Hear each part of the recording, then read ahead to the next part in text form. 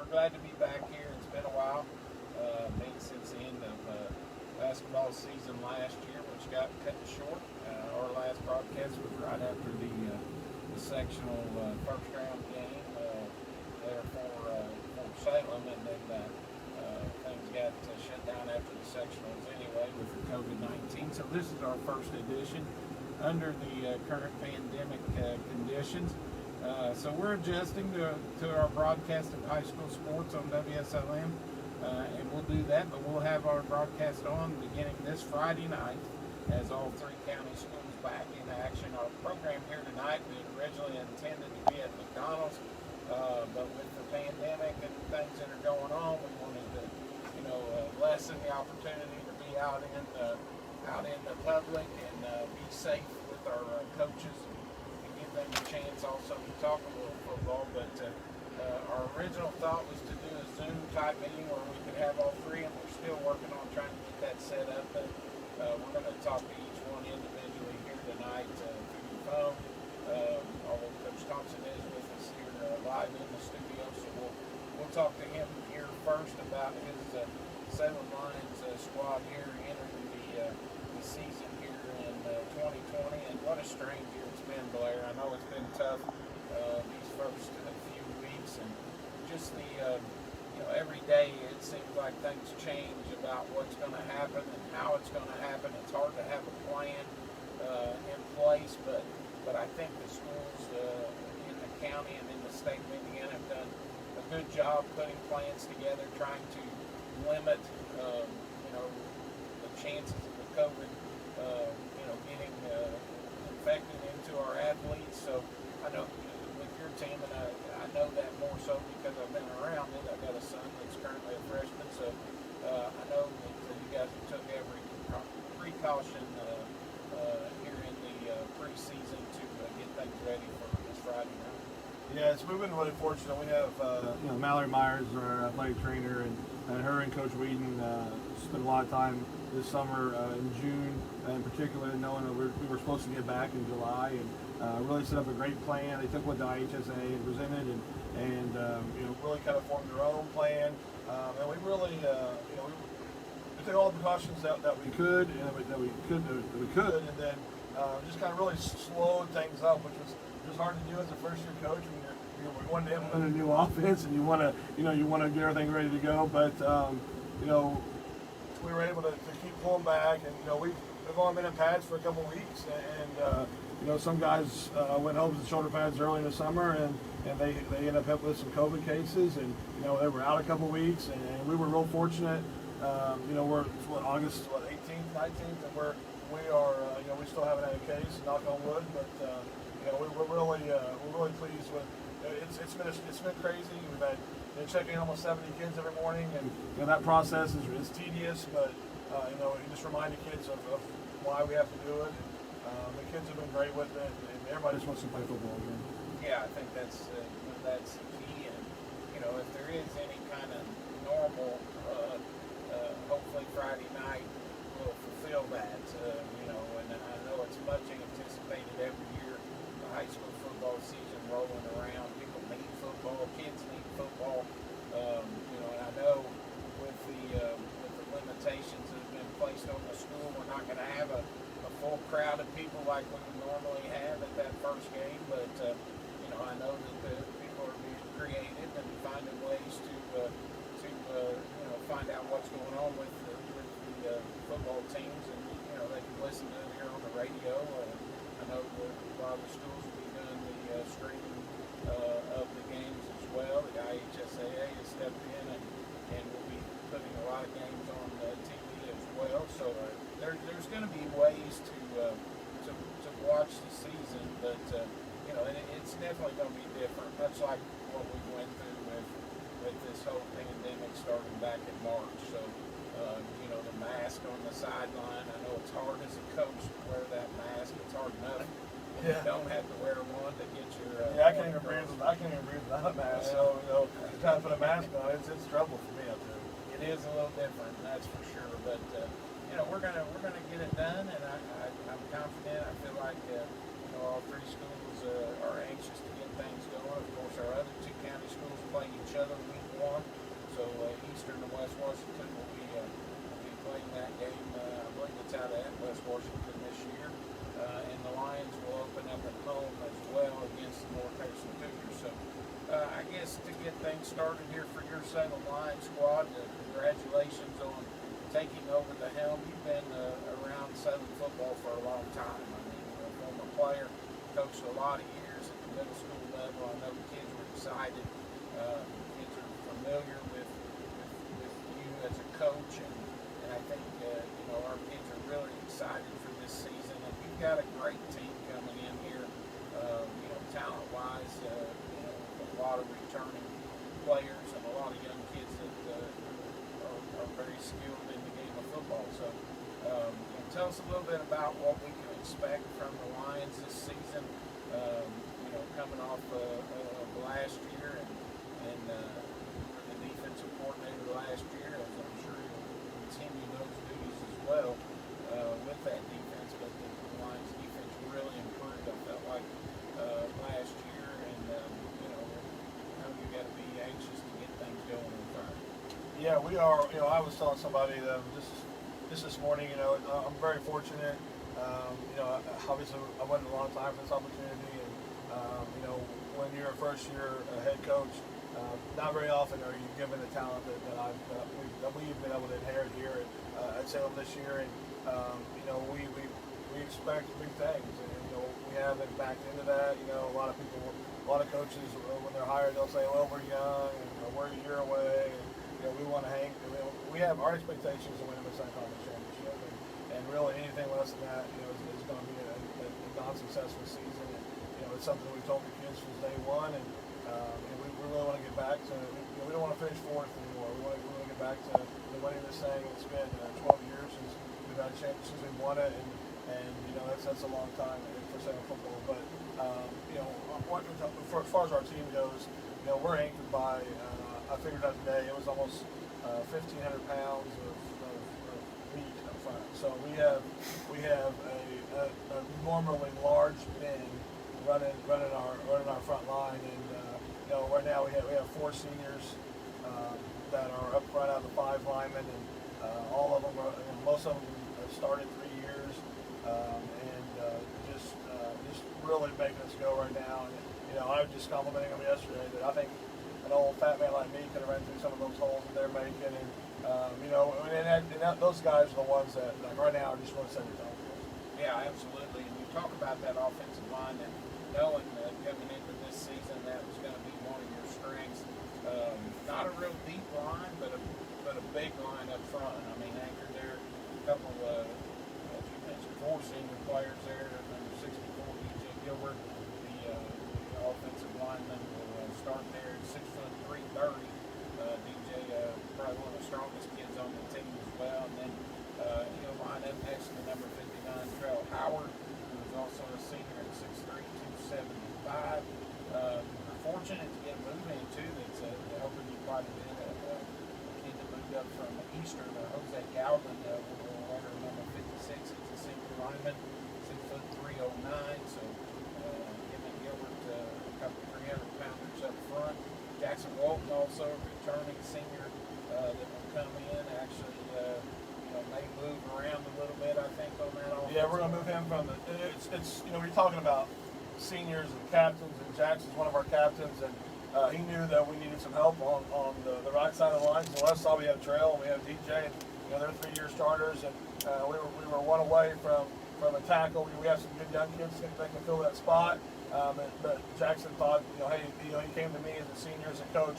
I can play tackle, and so right now we got him playing tackle, and Gavin Hunt's moved into the center role right now, and that's just so we got seniors on both sides, 4 seniors, and we have a sophomore in the middle. So he's getting a great mentorship, I would say, from a lot of those guys. Right, absolutely. And then skill-wise, offensively, you look at several different players that are going to be able to contribute there. It's kind of backed by committee in your offense. Going to be led by number 3, Peyton Arthur, at the quarterback position.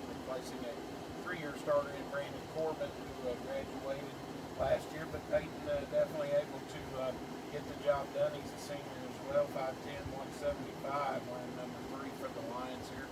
He'll get the start in the backfield to get things going for you offensively. And then from there, just a lot of different looks that you can throw into the mix. And some kids with a lot of, probably the playmaker of the bunch, play basically about anywhere. Number 7, Reese McCoskey, a returner, put up several points for us last year. And Reese will come in and see him at receiver, possibly at slot, possibly quarterback. Probably everything except for center, I think. I don't know, but yeah, and that's the thing, with Peyton was able to get a couple starts last year at varsity quarterback, so he's got some experience in that.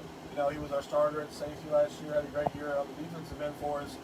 So he's got that. Peyton's got a hard-nosed mentality, and he's got a little gunslinger in him. He thinks he can make every throw, so we got to reel him down a little bit sometimes. But he's going to run over you. He's not going to run around you, maybe like Brandon did. But he's not afraid to run over you. And like you said with Reese, Reese is a kid. I mean, anything that I ask him to do, he's got a 4.2 GPA, so he remembers every play, no matter where he's at. Today I said, Reese, I need you to get a couple reps of running back. Do you remember what the plays are? Oh yeah, coach, I got you. He hadn't run it for 3 days, so he's going to play slot. He's going to play the number 1 receiver. He'll play running back. We have Danny Bowling back there, running back. We got another move in or move back, I guess I should say, from Floyd Central and Rivers. And then Devin Rivers, and we have Porter Howley back there, Malachi Lee. We have a pretty good stable back there of guys that we feel like we can stay fresh and move the ball. We're going to move Peyton Manning. Which we have Peyton Manning. We're going to move Peyton Farmer. We're going to move Peyton Farmer over to the offensive side of the ball this year. He's going to play our tight end spot a little bit with Keenan Richardson. So we got a lot of skill position players. We just got to keep everybody happy with the reps they're getting. Well, and that's for an opposing defense, that's tough. It's hard to key on one guy and say one of those guys is going to be the bell cow and he's going to carry the load. And in this situation, a lot of different kids have contributed in a lot of different ways. That junior class also very talented skill-wise, and you mentioned some of those players in number 2, Danny Bowling. You also have number 4, Grant Peter, will be at one of the receiver positions, 6'1", 65 as a junior player as well. And Danny Lee, you mentioned Malachi Lee. So there, you got a lot of kids there that should be able to contribute offensively, and I know it's going to be maybe a little different look from the Lions offensively, but a lot of different things that you can do. And there again, I think that's something that keeps the opposing defense guessing on what's coming at you next. Yeah, we're going to stay with the option, but we're an option football team. But we're going to it's a different look option. It's a 3-back set, and then we can jump from the 3-back set into the bone. We can jump out of the bone into an empty set. We've worked 3-by-1. I mean, it just allows us, with the skill position guys that we have, allows us to run multiple formations and really attack from any part of the field. And that's one of the things that I really have stressed, or my staff has stressed this summer, is that we felt last year we made big strides on the defensive end. We were aggressive, and we wanted to take that same mentality to the offensive end. We don't want to be a passive offense anymore. We want to be an offense that, if we need to line up and run over your face, that we can do that. And I think that we still got skilled guys, obviously, that can run around the edge, but we really want we got guys that want to pound the football and get back to that power running game that Salem football has been accustomed to. Right, absolutely. And you should have that opportunity with the playmakers that you have there offensively. You mentioned the defense. Several kids back there as well. So tell us a little bit about what the fans can expect from your defense this year. Yeah, hopefully a little more of the same. We returned. We returned Peyton Farmer. Keenan Richardson's going to step in for Sam Newman, but Keenan played some last year. We have to replace the nose. Avery Alexander was gone, so Parker Stevens and Jose Gallagher's going to play some nose for us. We returned both of our outside linebackers, Carson Cook and Danny Bowling. We returned both of our corners, who I think are two of the best in the South Conference, and Seth Cole and Reese McCoskey. We do have 2 new safeties this year. That's going to be Malachi Lee and Mason Gilstrap. Both those guys, if you watch any of our JV games last year, are just guys that have no regard for their body and just fly the football and really, really fast. And then Porter's back. And Porter's all-conference linebacker for us last year in the middle. And then Caden Cologne, who started against Clarksville last year and actually led us in tackles. So, we feel real good about our defense.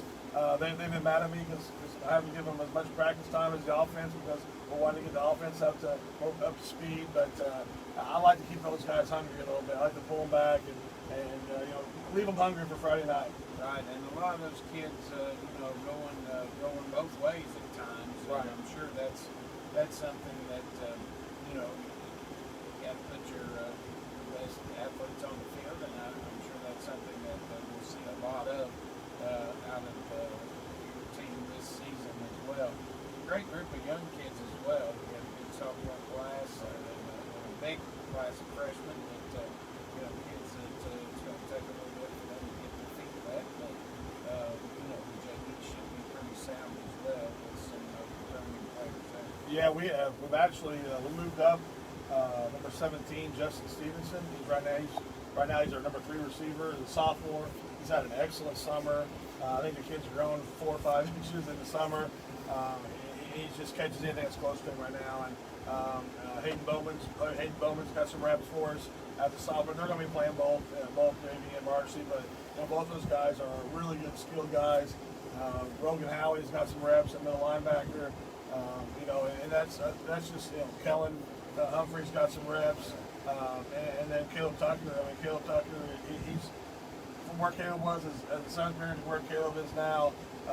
It's night and day, and you're really seeing him grow. And I'm confident if we have to put him in the game, if something knock on whatever happened to Peyton, we're not going to miss too much when Caleb gets in the game as well. Yeah, you also have had a couple of kids that haven't played football before that's coming out and going to be able to help you as well. Speed. We got one real kid. Trevor Smedley. Trevor Smedley is he's the fastest kid on our team. He had never played football before. He played soccer last year and basketball, but he's really worked hard in understanding what a receiver has to block. A receiver has to be able to go up and catch a football. And when you haven't done that in your whole life, it's not easy. And everybody thinks you just run and jump and catch, and that's not. There's more to it. And he really has put the time and effort into it. And you would have been tickled to death of him. And I got to mention another kid that has is forced his way onto the field because he wanted to get better, and that was Colton Kirshner. Colton, I don't know if anybody worked any harder during the pandemic era than he has. I saw him running down the street at 9 o'clock at night on a Saturday night. He goes to the Y after practice every day, and he is just chiseled right now. And we challenged him. Coach Pennington's coach went through again this year, and Roger said, look, like if you want to see the field, you're not as fast as the other guys.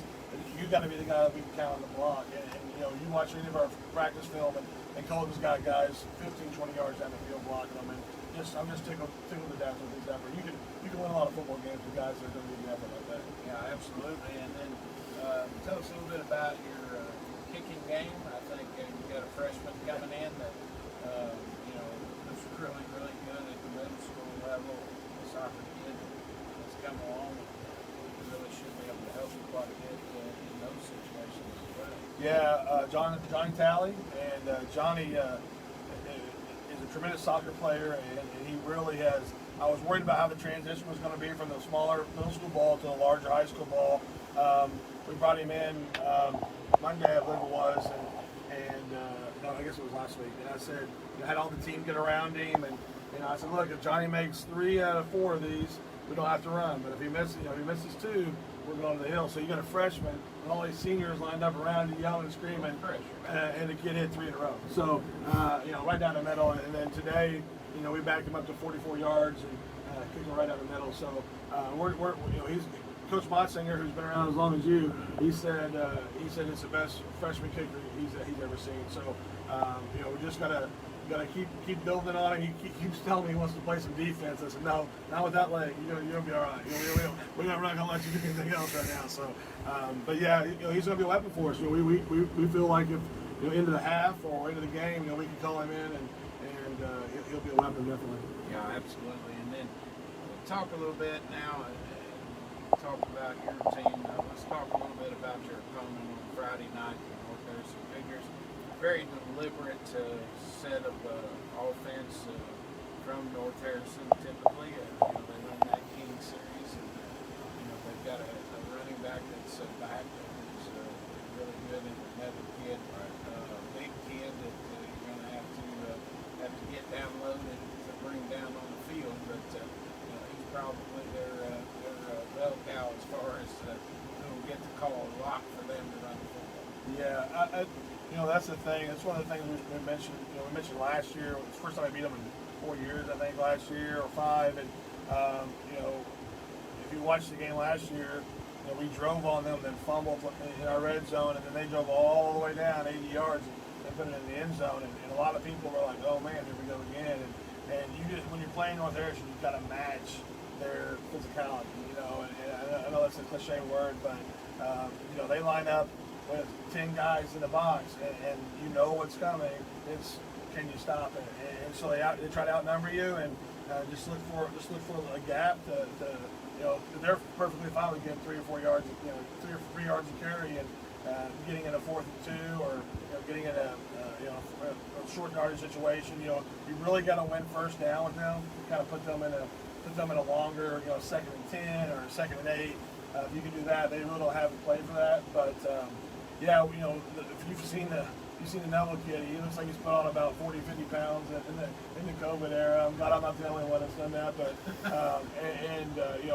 we got to tackle this guy. I mean, his legs look like trees. So we tell the kids, hey, you got to hit him low, but you better bring a chainsaw. So it's gonna he's gonna be a load. They keep the ball forever.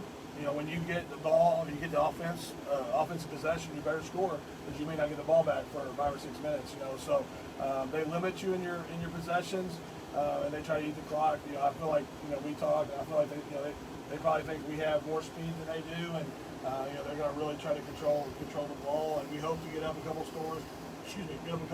And make them play from behind, because they don't play as well from behind as they do when they're ahead, obviously. Yeah, and that's been kind of their key, is coming out, controlling the football, getting points on the board, and making them play catch up. And that's been a big part of their success in the last several years. So I'm sure that'll be a key for them, that they'll get the ball first and eat that clock, and 3 yards of the cloud of dust, so to speak, out of the Cougars. But anybody else, that you see on their roster, I'm sure it's kind of been hard to get a whole lot out of. Yeah, we weren't able to exchange film on the scrimmage, because we didn't have a scrimmage, and so I wasn't going to ask for their film and then not be able to get one in return. So basically, we know what they ran for the last since Coach Williamson's been down there. We have to prepare for anything else that they may throw at us. But that's one of the great things about the way our defense is designed. It really doesn't matter how you line up, that we have an answer for it. And so, and we don't have to change a whole lot when we get into our defensive set. But they have a really quick running back, and number 37. He's their speedster, and he's a guy that can go 80, 90, and I know the talking with Holden. He talked about how the kid ran really hard out there, and he ran.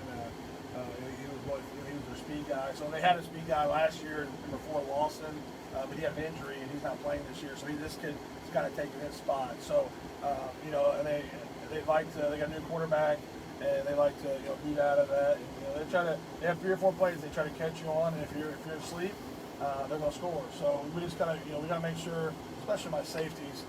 I'm telling you, these guys are like nothing I've seen. I mean, Jackson was an unbelievable safety, but these guys, it's just straight downhill. I mean, if there's a pass, you gotta hope they come back, because they just want to come forward and smash somebody. So I've been working with them all week to try to get them to hold on a little bit. And like I said, Coach Pennington's coaching my defensive secondary, and he's done a tremendous job with those guys, and we're ready to ready to see what they're about. Yeah, real quick, tell us a little bit about your staff and some familiar faces there from the R.J. Hartsfield area, but also some new guys, as you mentioned, Coach Bennett and a couple others helping out there. Yeah, so Coach Clinton Blankenbaker is going to be our offensive coordinator with Coach Montzinger. Most of you guys are going to share that duty. You know, Coach Montzinger is, we like to call him the Yoda guy. You know, he's been around forever, and you know, he's seen everything there is to see, and he's the even keel guy that when all of us get all worked up, he calms us down, and so he's going to.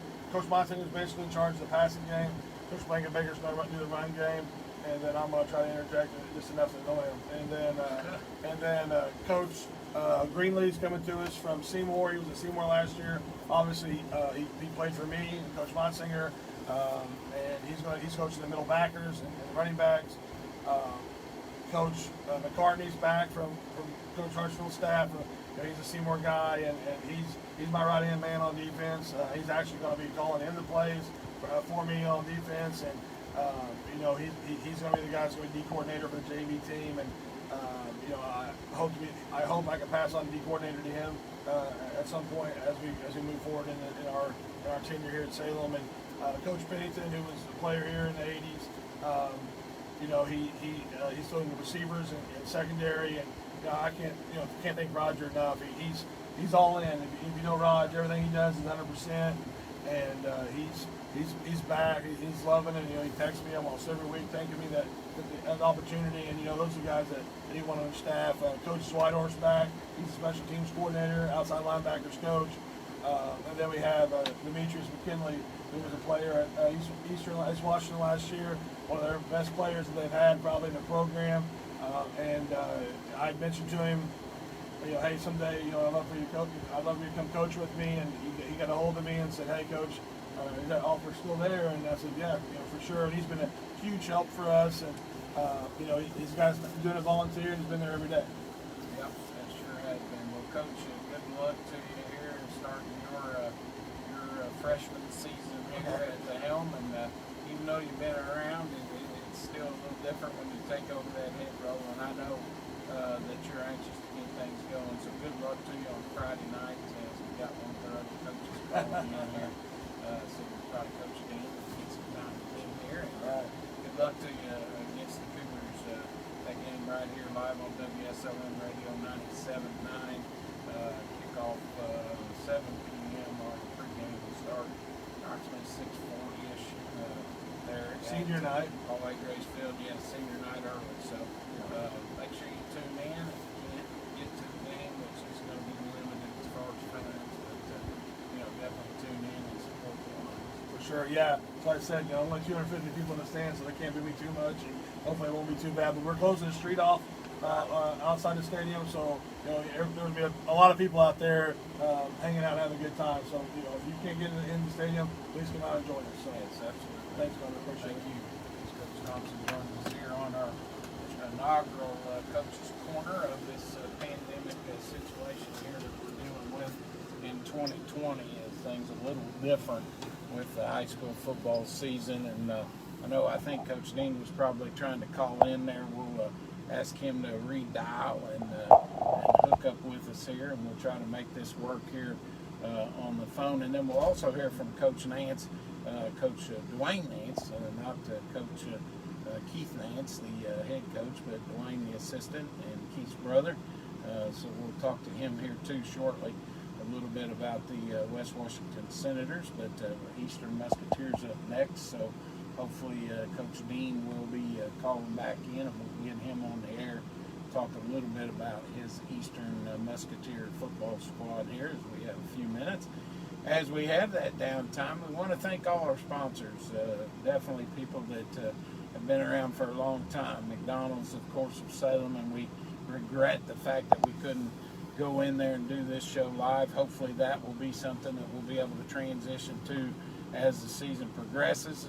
Then Eddie Gilstrap Motors, longtime sponsor. Erstenberger Orthodontics, who joined us last season. Papa John's been around for a long time. And then Meadowview Healthcare, who's been a long-time sponsor for us as well. First Harrison Bank, who also has been around for a while. And then a relatively new one in Turtlefish Clothing. And we appreciate all that those sponsors do to bring you high school football here on WSLM radio. As we feel like we're a pretty versatile station, as we're able to bring you 3 high school football teams each and every Friday night. And as we mentioned, the Lions will be on 97.9, West Washington Senators on 1220 a.m., and then also the Eastern Musketeers will be streaming that game live as well. So 2 different aspects from the West Washington Eastern matchup coming up on Friday night. I guess our announcers are basically about the same, other than I think our Eastern guys are a little bit different. I assume Matthew Deaton back on the air, and then I'm not sure who will be joining Matthew. I know Coach Russell has done some of those duties in the past, and we'll have to see what they have for us on Friday night. So we're going to answer this and try it. I'm not sure. Should be able to just hit the button here and go. Who do we have with us? Coach Dean. Oh, Coach Dean. Glad you could make it in. Sorry, I know you were calling there earlier, and we was trying to wind down here a little bit. Time kind of gets away from us, but welcome back to the broadcast. I know it's a little different, and we really wanted to do a Zoom type broadcast or a live broadcast, but with the pandemic, we just thought it was safer to maybe do it this way. And as long as we get to talk to you and hear a little bit about your football team here in the 2020 season, that's what it's all about. So welcome back, Coach Dean, and tell us a little bit about your Eastern Musketeer squad here as we head into the opening games here this Friday night. Hey, it's been a different season. Obviously, a lot of things that have been different along the way, from losing a lot of the spring and most of the summer, and so it's been a much different path, I guess you could say, we've taken here. The kids have done a great job with all of this. They've followed all the guidelines, all the restrictions, everything we've had to do. They've done a great job and taken it in stride, and they've shown up to practice every day, working hard with great attitudes. And we couldn't ask for one of our kids in this situation, and it's been great just to get back together. I know they've enjoyed that, and just being around each other and getting to play the game they love, and it's been really good for our kids and our staff. Yeah, absolutely. Tell us a little bit about your numbers this year, and who we can expect to kind of do a lot of talking about here in this 2020 season as we get things underway this coming Friday night. Yeah, our numbers are about the same as they were last year. We're a little bit younger than we have been. We've got a couple of classes that have been kind of smallish for us, and we've got a lot of young guys that were dependent this year, and they've worked hard, and I think they've got a high feeling, and they just need a lot of experience. But we have a solid senior group that we have coming back with the Martin twins, Justin Carr, Brant Ferris, Adam Stewart, Devin LaPointe, Anthony McBride. Who else we got here? Make sure I don't leave anybody off. We just had a solid group. We feel like coming back. These guys have been contributors over the last few years. Justin Sears is another senior kid who's come back out, and we feel like we got a solid senior group. These kids are tough. We always feel like our kids are really tough kids, and they're required to do a lot more as far as playing both ways, and getting a lot of extra reps in practice and doing things that some other teams don't have to do in this conference, just due to our sheer numbers. But after that, we're looking at junior classes, really small. We are going to rely on the ones we have. They've done a great job so far. Dallas Terrence, a kid that we feel like anywhere, he's a tough kid. Nathan Toyce, is probably going to play some quarterback. Michael Terrell, Elijah Heyman, Matthew Johnson, the kid that came out, Michael Abney. So we don't have a big junior class, but all those guys are contributors. And then after that, we're going to rely heavily on some sophomores. We got a lot of size in that group, athleticism. They're just young and inexperienced. And I think watching them from Saturday, just trying to practice, and things are different. We feel like we're behind this time of year compared to what we normally are, which I think everybody probably feels that way. Right. The first 3 weeks of July, we took as time to just get in shape and work on basic movements and get back in the weight room. We didn't do a lot of football stuff because we just want our kids to get back out there and get moving around and make sure that we didn't run into a bunch of injuries. Leg injuries are always an issue when you take that much time off. So we focused on that, and that's what kind of put, losing that summer time has, put us behind in our scheme as far as what we normally would have in it this time of year. But, I feel like it's probably a situation that most people are dealing with. But our kids have responded well, and the growth we've seen from Saturday to practice today, especially with our lineman group.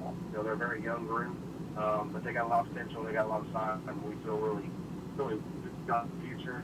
Our kids have responded well, and I think that, you're going to see rapid improvements over the next few weeks for our kids, just because we do have a lot of kids with, lack that varsity experience. Right, absolutely. I know in the past you've ran a lot of different things offensively. What can we primarily look to see for the Musketeer offense, or from the Musketeer offense, heading into week 1 here against West Washington? Offensively, our scheme really doesn't change. You might see formation changes, but right. We're a zone team. We run inside zone, we run outside zone.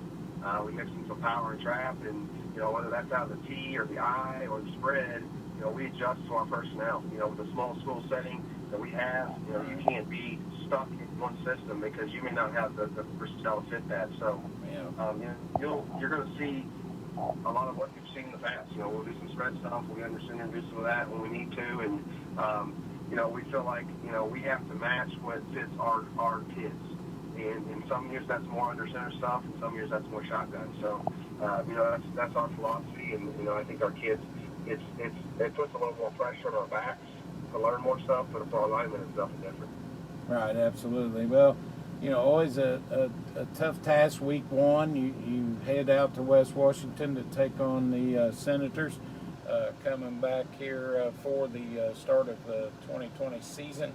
Here, I know you've had a chance and know or familiar with what West Washington has done, and what do you look for heading into Friday night out of the Senators in that game out at Art Sanders Field? They've got a really good senior class. They've got a lot of young talent behind that. They obviously went to the semi-state last year, so they've got a lot of guys returning from that team.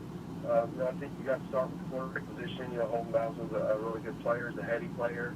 He's one of those kids who just makes plays. They got Bobby Stevens back, so they're using him in more of a receiver, jet motion, jet sweep type guy.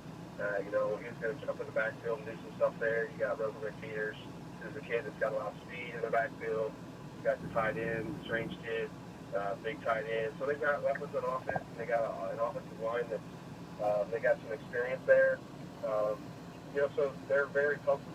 I feel like offensively, and it all starts with that quarterback position. He's kind of the leader. That he's a great player, and so I think that from our standpoint, we've really focused on just playing sound defense, and outside the ball and responsibilities. Going back to what we talked about, you feel like you're behind this time of year compared to what you normally are. So we've just really focused on that. Offensively, we have a new group up front, and our focus has just been trying to get them up to speed, and they know what to do, but when things game speed is different. And Saturday they struggled a little bit early. As that scrimmage went on, I felt like they really started to adjust and started to figure things out. So, I think defensively they're always solid. They always play good defense. Our approach is we got to go in and do what we do. Play our responsibilities and see what happens. It was a very competitive game last year. It went deep into the game, and I really felt like the difference in the team. They had some more depth than we didn't have, that they were able to shuffle some young kids in late with fresh legs that ended up being the difference in the game. Yeah, and I think you made a good point. Everybody's kind of in the same situation with the way the preseason has gone here with the COVID conditions, and like you said, concentrated a lot on just trying to get into football shape. And I think that's something a lot of times early in the year with the weather still in the chance for it to be kind of humid and hot, but the kids, I think kids are pretty resilient, and I know that's something that you'll probably try to control a little bit come Friday night as well. Yeah, we've been blessed with good weather this year, and I've been doing this long enough to know that the hot weather's coming sometime soon. Whether that's next week or the week after or the whole month of September, it's been nice, and we've been lucky in that standpoint, just of having that good weather, and the heat's always something to deal with early in the season, and hopefully if the weather stays as nice as it was today, because today is about as nice as August days as I can remember. So. Right, absolutely, and I know how have your kids handled the different conditions with the COVID. I know the mask and things on the sidelines is a little different look than what we've ever had to deal with before football wise, but as you enter your sixth season at the helm of the Musketeers, I know that's been different for everybody, but there again, everybody on a level playing field with the conditions and what has been handed down, the sanctions from the IHSAA, in those situations. So, I know that that's kind of going to be a little different look as well when you look down on the sideline, and trying to coach with those masks on is a little tough thing to do. Yeah, it's different. Our kids, like I said, have done a great job with all of it.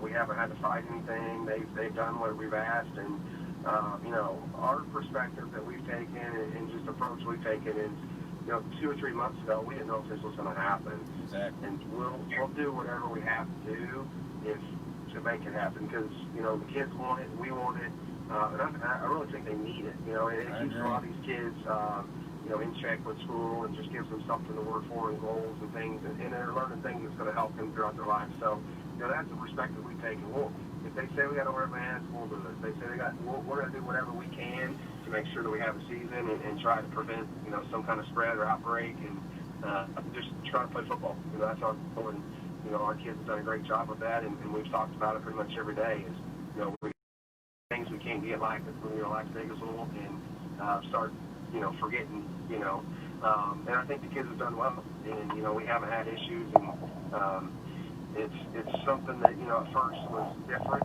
but now it's becoming a little more normal as far as just following those guidelines, procedures, and just making sure that we're doing everything we can. Right, absolutely. Tell us a little bit about your staff here real quickly as we have a few minutes here. I'm sure you got some familiar faces back helping you with the Musketeer football program this year. Yeah, Dan Ferris, he's been an assistant for me. He's our principal. He's me and him kind of call the offense and take care of that part. He coaches running backs, and he helps with linebackers and DBs, depending on what it is. Kendall Martin, the guy I've had for all 6 years as well. He coaches wide receivers and DBs. Devin Thomas is back in his second year as our O-line, D-line coach. This year we've added Ben Woodward, who's a kid from Gordon, played football at Franklin. He's exercise science major. He's our new weights guy. Takes care of the weight room now that I've moved into the office. So, we feel like we got a great staff. We got some youth there, which really helps. Do certain things, and they always bring that energy every day. And these young guys have helped us through this time, and especially, we're getting out of school at the same.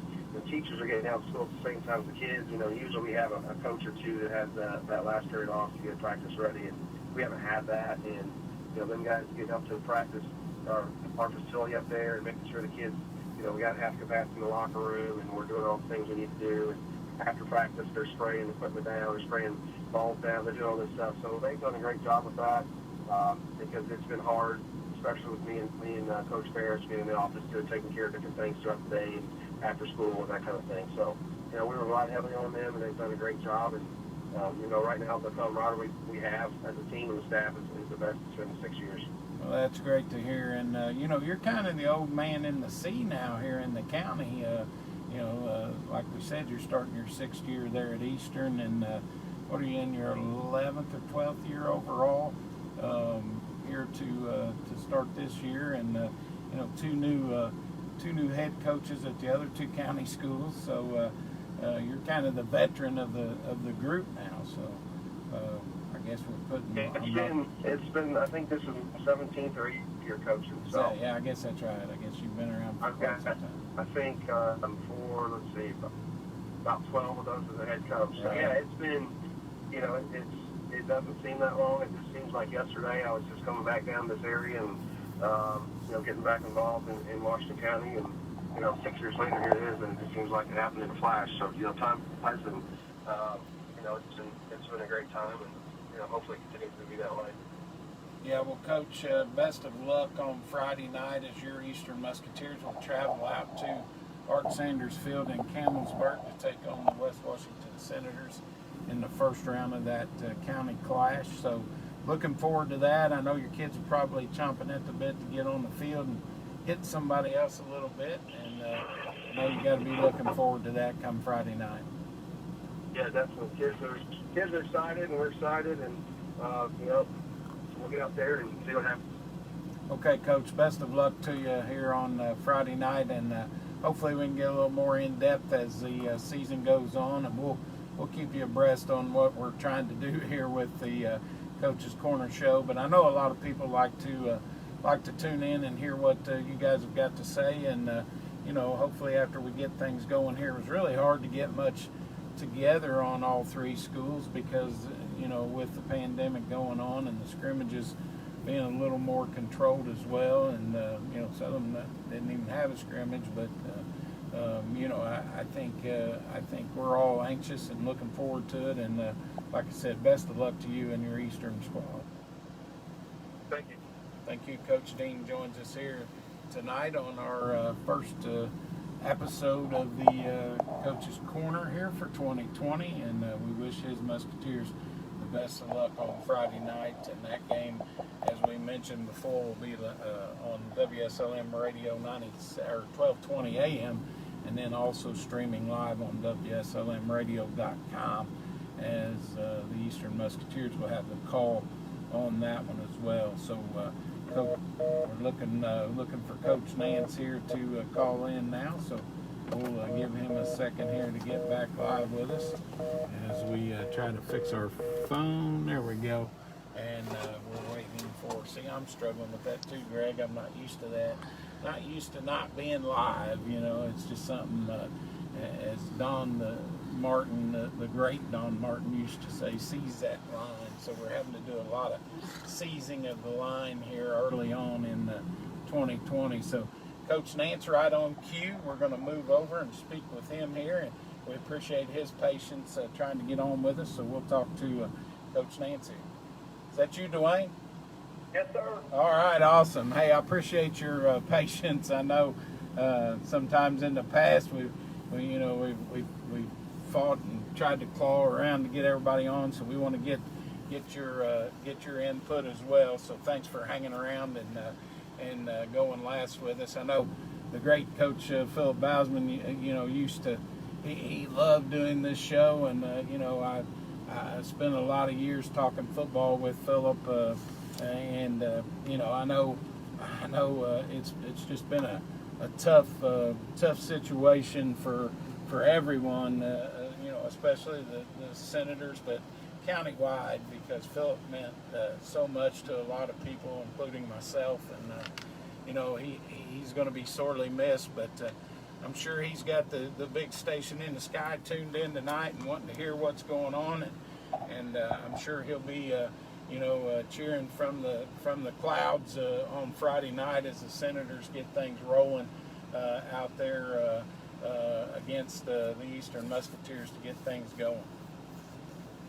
Yeah, definitely. It can be a tough situation for a lot of us and for everybody. I mean, Philip, what he meant to this community and this school, to our kids especially. I mean, obviously Holden, the senior this year, Philip coached Holden all through youth league, so he started coaching them in third grade. I mean, the reason Bobby Stevens even started playing football is because of Holden Bouse, or because of Philip Bouse. So, I mean, it's going to be difficult for the seniors too, because it's a lot of, Philip was a second father to all of them. And, I mean, to me and the other coaches, he was like a brother. I mean, we've been together coaching here for 15 years now. I mean, this will be my 15th year at West Washington as an assistant. So it is, I mean, we go out every day. I walk out to practice, and we dedicate that new building to him, and I see the picture of him with his arms raised and celebrating that big victory and celebrating the kids and celebrating our school. And it can be difficult, but credit to the kids and credit to, the whole staff, because as we've gone out there, once we get on the field, it's football. And it's kind of been therapeutic, to be honest with you. Right. We were really concerned about whether we were going to have this opportunity or not. And just to have the opportunity to go out there and to play and to be together has meant a lot to these kids. It's meant a lot to our community and our school, and has really helped. It's been therapeutic for us all. Yeah, absolutely. I talked to Philip back, it's been several years ago as we were setting on the Ranger on the side of the youth football games on a Sunday afternoon, and I know this was a season coming up here that he was really looking forward to, holding senior season, and I know that's got to be special for your staff and kids, and like you said, your staff has been around. It's almost like Philip's not gone. It's like he's still there because you guys have been together for so long, and I know that's something that you guys have a lot of pride in, and as you should. And we just we're all I used to tell him, hey, I cheer for you every week other than week 9, and that's just one of those things that was a rivalry there, but can't talk about Philip enough and what he meant, as you said, not just West Washington, but this entire community here in Washington County. And moving forward, looking forward to this. Your brother takes over the helm as the head coach, and the entire staff back to help things out, and tell us what we can expect come Friday night out of your Senators. The biggest thing that I think you'll see Friday night is what we've essentially just kind of established and pride ourselves as a program, and that is attitude and effort. So our kids, they go out there with the attitude that they're going to win, they're going to make plays, and their effort is everything they got every play. Biggest thing, like you said, we always talked about this senior class upcoming. We return 13 seniors this season. Obviously, the big thing is offensively, you talk about, especially the type of, multiple pro shotgun style that we play, is your quarterback. And, I've been, like I said, this will be my 15th year at this program. It'll be my 17th year overall coaching football, and I can't say enough about Holton Bowden. I'm not sure I've seen a kid with his talent, his speed, his ability to throw the ball, and just his overall intelligence and just leadership. He leads by example. Those kids believe in him, and that's going to go a long way. Now, on top of that, in front of him, we have 5 returning senior offensive linemen, which obviously that goes a long way as well. Absolutely. Because, you're protecting for him, and they're also opening up some running lanes. So we're excited about that group as well. Yeah, absolutely. I mentioned, those 5 kids up front, a great group as well. And as you said, they've been able to open up those holes and hold those blocks to keep Holden protected, and been able to throw the ball really well, and had a lot of success doing that in the last 3 years heading into their senior campaign here. But just mention real quick those kids up front that will start for you on that offensive line. Oh, definitely.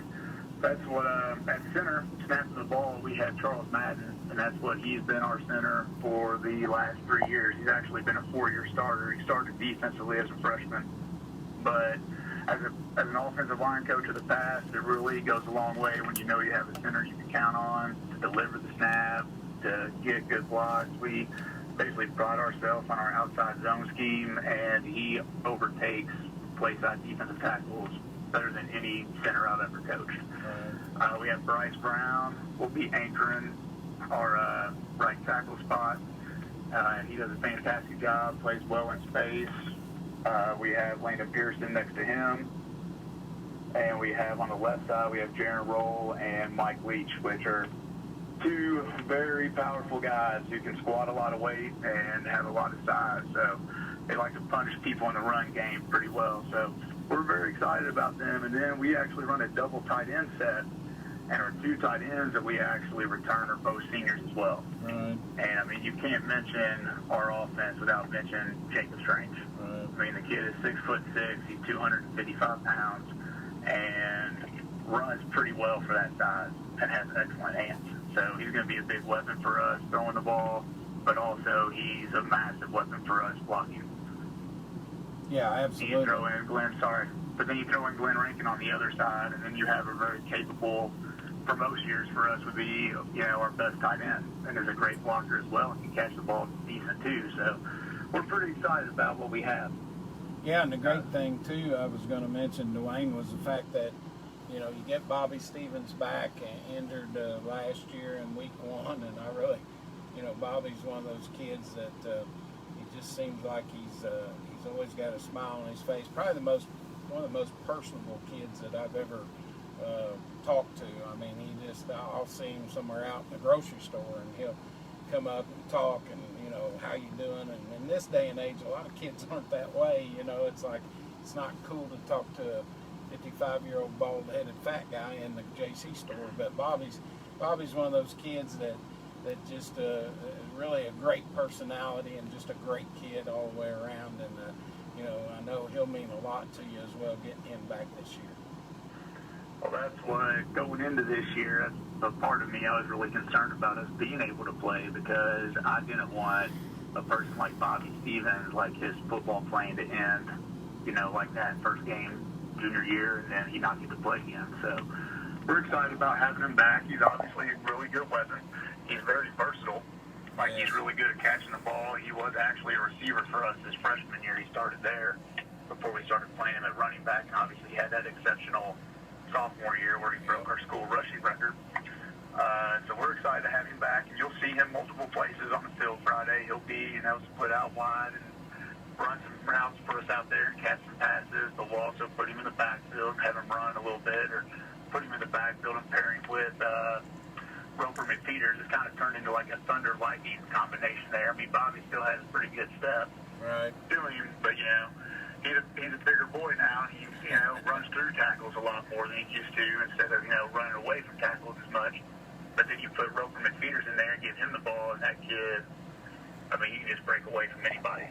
I mean, he and Holden especially, put those two in the backfield together, and you just have a pretty dynamic duo of guys that can pull away from guys and see the field well and make good cuts. So we're excited about the offense we're returning this year. Yeah, absolutely. You would have to be. You know, I thought last year Roper was probably as good a freshman as I've seen over the years, you know, to step into that role and really take things on out of the backfield. And I thought he had an exceptional freshman campaign to be put in that position and really just cherish that and take it on. And, you know, I know he's got to be an exciting player as a sophomore for your Senator squad. Well, that's what we've been, especially like Coach Gibson, being the running backs coach, he's been super impressed with the steps that Roper has taken from last year to this year. He feels like he's hit another gear. He feels like he's kind of running with something to prove. I think maybe, you know, he's like, well, I know Bobby's on the team, but, you know, I'm still a guy back here in the backfield, and I'm going to get some stuff done. So, I mean, he's zones kind of like that, too. It takes a while as a running back to kind of see where the cuts are, and he's really seeing them very well now. Like, he's basically seeing the cut initially, he's hitting it, and he's hitting another gear, and, you know, he's pulling away from people. So we're excited for him. He can catch the ball in the backfield, too, which is very important to our offense, and we're just really excited about having him back there and the things he can do. Yeah, absolutely. And, you know, what a combination, what an offensive set you're going to have. And I'm sure looking forward to watching those guys progress as the season goes along. And should just be an exciting time for West Washington football heading here into the 2020 campaign. We've talked a lot about your offense. Now tell us a little bit about your defense and what we can expect to see and who's going to anchor that defense for you. Well, defensively, we'll probably rely a lot on our front seven. Like I said, we return all senior offensive line. A lot of those guys, you know, being a 1A school, play both ways. Right. So we have a lot of them on the defensive front. You talk about a guy like Mike Leach. He only played about 4 games last year before hurting his knee, but he's back too. He's a 300-pounder. He, can power clean over 315 pounds and squat over 550 pounds. So we're counting on him a lot to take on double teams and push the line of scrimmage backwards. But, then you have guys like Bryce Brown, who does a great job, is well coached, plays with his hands, pursues the ball really well from that defensive tackle spot as well. We returned Andrew Lewis, who played defensive line for us last year, kind of came in for Mike when he got hurt. Right. So we're excited about his progression. And then you have Pearson up front, Landon Pearson, who plays offensive guard for us as well. And you have a guy like Jake Strange. We put him on the wide side of the field as a defensive end a lot. And a lot of times teams just scheme to go away from him. They really don't. Most teams don't want to run towards number 32 because, like I said, it makes you look like a great coach, but you can't coach 6'6", 255. Yeah, it's kind of hard to. So he was born with that, so he makes a lot of plays out there. But we're also excited we return our leading tackler from last year, Glenn Rankins, our linebacker, our middle backer. So we're excited about that. We'll be a little young in the secondary. It's hard to replace guys like Chase Farmer and Harrison Sanford, who were both actually Region 10 All-Stars last season. So we've been working a lot on that during our preseason, finding those guys to kind of try to step in for them. Right, absolutely. Yeah, those two guys are greatly missed in there as well. And you had a pretty good linebacker, too, last year that unfortunately got injured and was getting ready to start his college campaign up at Bloomington. And, I know he'll be missed as well, but a lot of kids stepped in and took on that role for you as well due to injury, and I know he'll be missed, but he was a big presence inside there as well.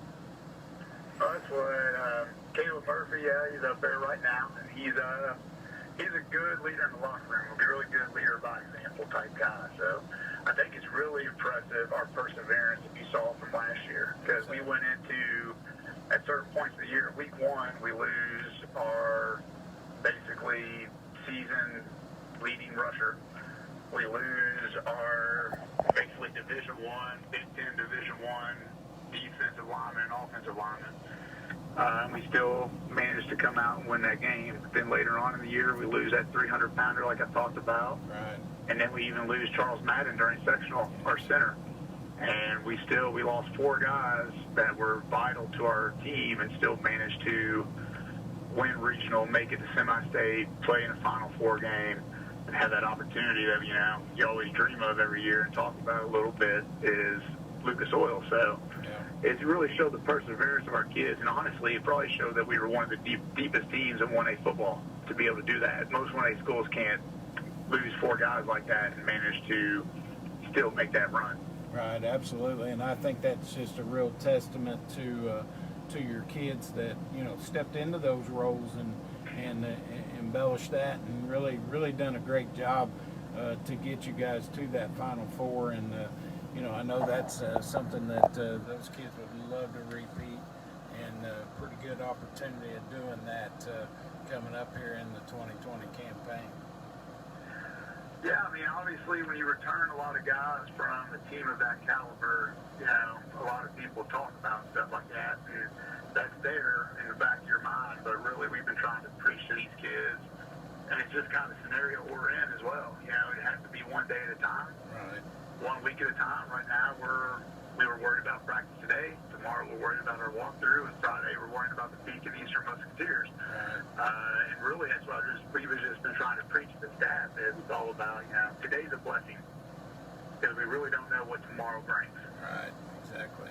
Yeah, especially with all the pandemic situations that are going on. But I'm just thankful that that these kids are going to be able to play high school football here, and it all starts week 1 here on Friday night. So much looking forward to football, and you guys start out with that county rival game. So the first step to that county championship, and I know Philip used to talk a lot about championships and how they wanted to win the county, wanted to win the POAC, and then win the sectional and go from there. So I know that was something that he always talked about a lot when we talked about high school football. Yeah, and that's what as a staff we've kind of continued that, and we always kind of live that as a staff for those 15 years that we worked together. Because we've always said it's all about, and it's like that order, county, conference, and sectional. And we believe with the talented teams that we play against, if we can win the county championship and we can win a conference championship, then we're going to be in the right position to win that sectional title and play in November. And then once you get to that, once you win sectional, it's just kind of all icing on the cake. You're just trying to keep it going each week, and sometimes you have to have breaks go for you, and we were fortunate to win regional last year, and went to semi-state, and we're just going to take it 1 week, try to win this county championship first, and the first is week 1 against Beacon. Right, absolutely. Starts on Friday night, so good luck to the Senators. We wish you the best, and I'm sure we'll all be watching and cheering you on here as we get things rolling on Friday night against the Musketeers of Beacon. That game out at Art Sanders Field, just always a great atmosphere out there pre-game. Things a little different this year with the pandemic. The fans a little limited, but I'm sure it'll still feel like a Friday night out there in Camelsburg for sure. Yeah, a big part of it is no grill right now. So. Yeah. That does. A lot of people really look forward to that. Yeah, I always did. That's something a fat guy always looks forward to. But I tell you, we can't ask for better weather. Right now they're calling for about 79 or 80 at game time. So I'm pretty excited about that. Yeah, sometimes week 1 we're dealing with 90-degree temperatures and thunderstorms and. So you're right. I think everybody's happy about the way the weather's been and the way it's setting up for Friday night. So, Coach, good luck to you guys. We wish you the best, and we sure appreciate you tuning in with us here and giving us a little bit of your time tonight. Look forward to talking to you here in the upcoming future a little more. Next week we'll be able to get a little more inside football and talk a little bit more about the finer points of the game, because we'll have an opportunity to see what went right and what went wrong, and that's a great thing. I know Philip always talked about that as well, and I keep referring back to him, and I'll probably refer back to him a lot in the weeks to come, and the things that he used to say, peaks and valleys. You got to learn how to fight through both of those, and sometimes you're going to be at the top, and sometimes you're going to be at the bottom, but it's how you handle that really makes you great. And I think that was one of the greatest things that he ever said when we were talking about high school football. Well, that's definitely true. He was a special man, and we just try every day we can to live up to what Coach would like and what Coach would want. So I appreciate the 15 years I had working with him. I was blessed to have that opportunity to work with him, and I've learned a lot from him, and always looked at him as a role model. And even today, I still, whenever I start doing some things, I think about Philip and how he would handle some situations. So we appreciate your support, and thank you. And we also appreciate everything you do for Washington County Athletics. Well, we appreciate you guys being a part of it, and good luck to you guys on Friday night. And thanks for joining us. No problem. Thank you. All right, Coach. Best of luck to the Senators. Things get underway out there at Art Sanders Field, as we mentioned before. 7 p.m. kickoff. If you can't get to the game or you can't get in, I'm sure you can listen to it right here live on WSLM Radio 1220 on the AM side.